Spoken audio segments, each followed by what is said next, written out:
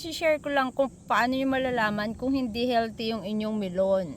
Ayon sa napanood ko, ayan, may sakit po yung melon namin. Kaya yung bunga niya, halos lahat, ay may, ganyan no, nabubutas siya. Hindi tumutuloy. Ang dami yung mga bunga dito, naglaglagan na. Or nalugas na lusaw. Dapat po pala, palaging ini-sprayan ng mga dahon ng itong mga melon. Para napapatay yung mga, kung anumang sakit meron sila. Ayan guys, marami siyang bunga. At marami din yung may sakit. Gaya yan guys, so yung bunga niya may butas, halos lahat may butas. Ayan, mga ganyan ang yung shape niya, hindi bilog. Ayan, ito pa, sayang malalaki na siya pero may mga butas pag yung mga ilalim.